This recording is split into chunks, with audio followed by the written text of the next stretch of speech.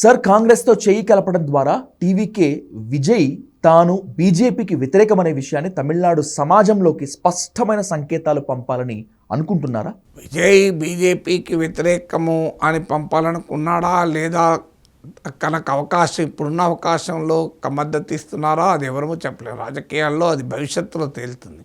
అంటే బీజేపీ విధానాల పట్ల విజయ్ ఎలాంటి వైఖరి తీసుకుంటాడు అన్నది. ఎందుకంటే ఎన్నికలకు ముందు కూడా ఎన్డీఏలో విజయ్ని చేసుకోవటానికి ప్రయత్నాలు జరిగాయి.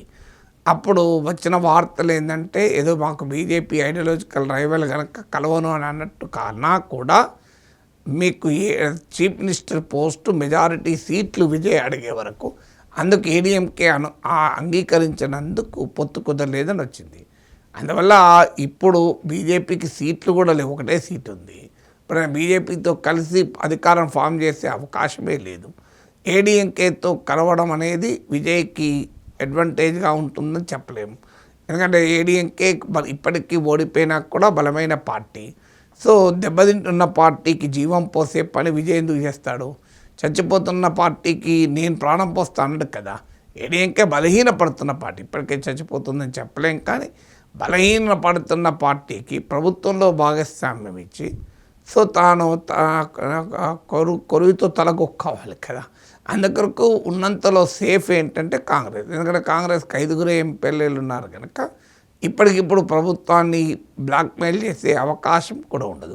కాంగ్రెస్కు మరో ఆప్షన్ కూడా లేదు. ఇప్పుడు డిఎంకేతో వెళ్ళి చేసేది లేదు, ఏడీఎంకేతో వెళ్ళలేదు, ఇంకో మార్గం లేదు.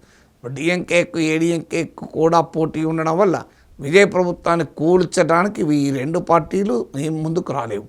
ఎందుకంటే దానివల్ల వాళ్ళకి లాభం లేదు కనుక. సో అందువల్ల ఇప్పుడు డిఎంకే కూల్చాలని ప్రయత్నం చేస్తే ఏడీఎంకే మద్దతు తీసుకుంటాడు విజయ్, ఏడీఎంకే కూల్చాలని ప్రయత్నం చేస్తే డిఎంకే మద్దతు తీసుకుంటాడు. సో అందువల్ల వారిద్దరి మధ్య తంటా పోటీ పెట్టి తాను సేఫ్గా కూడా ఉండొచ్చు. అందుకే బహుశా చిన్న పార్టీలతో కలవడం వల్ల తన పైన ప్రెషర్ ఉండదు అనే ఆలోచనతో విజయ్ వ్యవహరిస్తున్నట్టు కనిపిస్తుంది.